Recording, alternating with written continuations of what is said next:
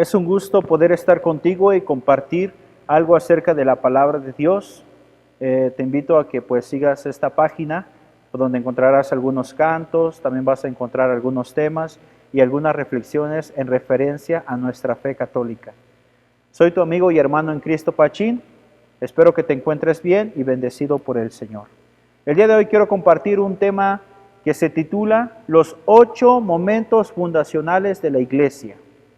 Estos momentos fundacionales son importantes porque vamos a ver cómo Cristo fue poniendo como las bases o los pilares para que esta iglesia pudiera seguir adelante, para que sea una iglesia que está, como lo dice el Evangelio, construida sobre la roca, construida sobre bases firmes que permiten que la iglesia pueda seguir y pueda perseverar hasta los últimos tiempos, como lo presenta el mismo Evangelio. Vamos a ver estos 8 momentos fundacionales, cada uno de ellos lo vamos a ver en 2 partes, en 2 secciones. En esta primera parte vamos a ver 3 y en la otra parte vamos a ver en esta primera parte vamos a ver 4 y en los otros vamos a ver los otros 4.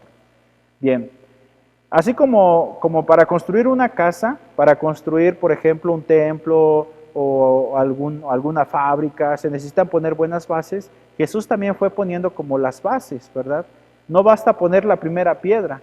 Hay que una casa se va construyendo poco a poco, ¿no? Primera piedra, segunda piedra, tercera piedra. Entonces vamos a ver cuáles son las bases o los momentos fundacionales que tuvo que hacer Cristo, que nos presenta la palabra de Dios para poder ver estos momentos muy importantes que fundamentan nuestra iglesia. Número 1, el primer momento fundacional es la predicación del Evangelio y el anuncio del reino. La predicación del Evangelio y el anuncio del reino. Te invito a que busques en tu Biblia el Evangelio de Marcos, capítulo 1, versículo 15.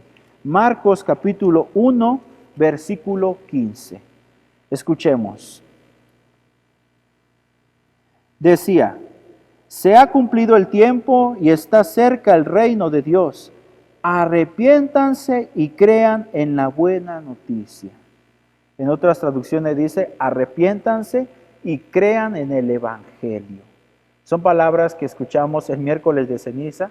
Cuando nos ponen la ceniza, nos dicen 2 frases: polvo eres y en polvo te convertirás, o también conviértete y cree en el Evangelio. Bueno, este es el primer momento fundacional. Jesús empieza a anunciar el Evangelio. ¿Qué es el Evangelio? El Evangelio es una buena noticia. Jesús nos trae una buena noticia a través de sus dichos y a través de sus hechos. Los dichos son aquellas palabras que Jesús dijo, sus enseñanzas, sus parábolas, sus predicaciones, pero también sus acciones son sus hechos. Estos hechos y estos dichos de Jesús se van a convertir en el Evangelio, la buena noticia. Y un tema central que va a manejar nuestro Señor Jesucristo y que va a estar repitiendo constantemente es el tema del reino de Dios. El reino de Dios va a ser el tema de nuestro Señor Jesucristo. Y podemos preguntarnos, ¿qué es el reino de Dios? El reino de Dios es un mundo según los criterios de Dios. Es una familia, una persona, una sociedad que empieza a caminar, que empieza a vivir según los criterios de Dios, según la voluntad de Dios. Dejar que Dios conduzca nuestra vida, dejar que Dios conduzca a las familias, dejar que Dios conduzca la humanidad. Entonces Jesús va a estar hablando de este reino. Y no solamente va a hablar de él, sino que Jesús mismo lo va a ir haciendo presente ya a través de él mismo, y después lo vamos a ver que lo va a hacer presente sobre todo en su iglesia. Va a sembrar, va a poner en la iglesia el reino de Dios, ¿sí? Y bueno, este es el primer momento fundacional. Segundo momento fundacional es considerado como el llamado de los primeros discípulos. 2, el llamado de los primeros discípulos. Jesús predicaba en los pueblos, en las aldeas, en varios lugares, pero en esas predicaciones algunas personas tenían un encuentro con Él. Hay personas que se acercaban por curiosidad, otros se acercaban por la fama que tenía, otros tal vez porque querían ser sanados. Habría varias razones para acercarse a Jesús, pero había personas que al escucharlo, al verlo, tenían un encuentro personal con Cristo. Y de esto nos va a hablar San Juan. Te invito a que busques en tu Biblia Juan capítulo 1, versículos del 35 al 47. Juan capítulo 1, versículos del 35 al 47. Escuchemos. Al día siguiente estaba Juan con 2 de sus discípulos. Viendo pasar a Jesús, le dice: ahí está el Cordero de Dios. Los discípulos, al oírlo hablar así, siguieron a Jesús. Jesús se volvió, al ver que le seguían, les dice: ¿qué buscan? Respondieron: Rabí, que significa maestro, ¿dónde vives? Les dice: vengan y lo verán. Fueron y vieron dónde vivía y se quedaron con él aquel día. Eran las 4 de la tarde. Para San Juan, el encuentro que tuvo con Cristo fue un momento muy especial. Tan especial fue que recuerda la hora precisa. Eran las 4 de la tarde. Hay personas que al ir a algún retiro, hay personas que ir a un encuentro, ¿sí? Alguna jornada, algo que tiene que ver con Cristo, es un momento en que ahí tienen ese encuentro con el Señor. Así Juan tuvo este encuentro con el Señor y a partir de ese momento decide convertirse en discípulo de Jesucristo. Y así empiezan a surgir los discípulos del Señor.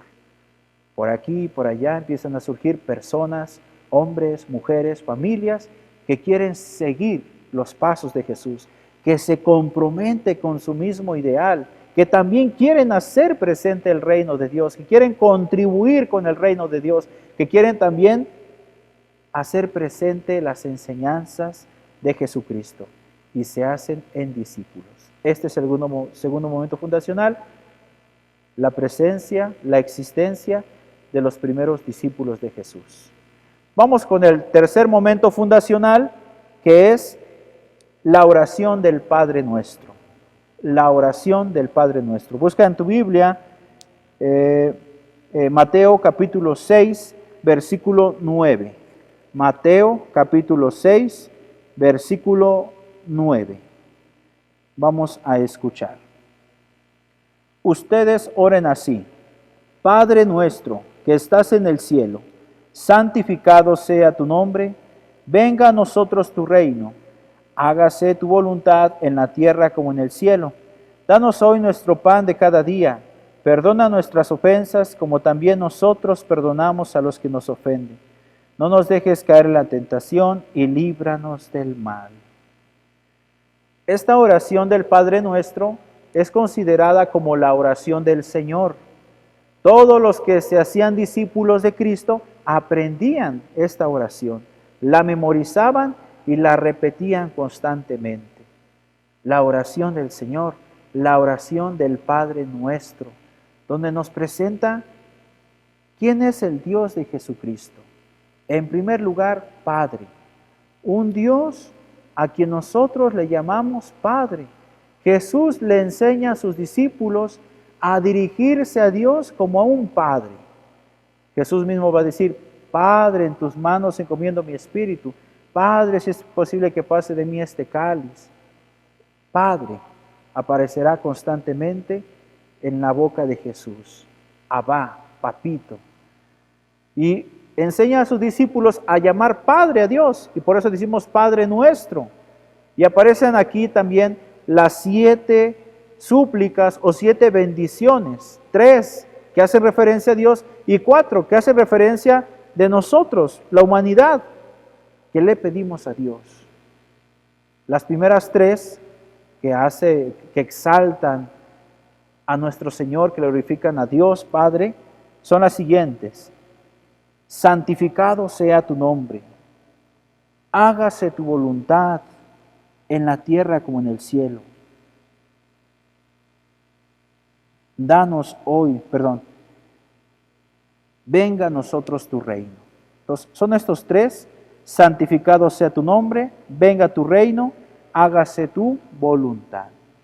Y las otras cuatro, en las cuales la humanidad le pide a Dios o se compromete a Dios, ¿verdad? Como un hijo hacia su padre, le pide a Dios cuatro cosas. Danos hoy nuestro pan de cada día. Perdona nuestras ofensas. No nos dejes caer en la tentación y líbranos del mal. Son estas cuatro plegarias que nos presenta y que aprendieron los discípulos de Jesús. Bien, pues la oración del Padre Nuestro va a ser un momento fundacional para la Iglesia de Cristo. Vamos con el número 4. El número 4, te invito a que veamos, este número 4 es llamada como la institución de los 12. Busca en tu Biblia Marcos capítulo 3, versículos del 13 en adelante. Marcos capítulo 3, versículos del 13 en adelante. Subió a la montaña, fue llamando a los que él quiso, y se fueron con él. Nombró a los 12, a quienes llamó apóstoles, para que convivieran con él y para enviarlos a predicar, con poder para expulsar demonios. Entonces, este cuarto momento fundacional, la institución de los 12, es un momento importante. ¿Por qué? Porque había muchos discípulos de Jesús, había varios discípulos de Jesús, pero entre todos esos discípulos Jesús elige a 12, así como había 12 tribus de Israel, así como Jacob tuvo 12 hijos, así Jesucristo elige a 12 discípulos, al cual le va a dar el nombre de apóstoles. La palabra apóstol significa enviado. Precisamente estos 12 discípulos iban a estar más cerca de Jesús, iban a estar más cerca de Él, para entender sus enseñanzas, para comprender su mensaje, y son a quien Jesús les va a encomendar la obra, ¿sí? Quienes van a continuar la labor de Cristo, ¿sí? Quienes van a hacer como estas 12 piedras también, o 12 pilares, que van a conducir la iglesia. Entonces, la presencia de los apóstoles es importante. A estos apóstoles Jesús les da 3 poderes. 1, anunciar el evangelio. Los apóstoles son los más indicados para anunciar el evangelio, para hablar del mensaje, de las enseñanzas de Jesús. ¿Por qué? Porque estuvieron con Cristo, porque anduvieron con Él, porque pudieron platicar más con Él, entendieron mejor el mensaje. Y son los que van a dar continuidad.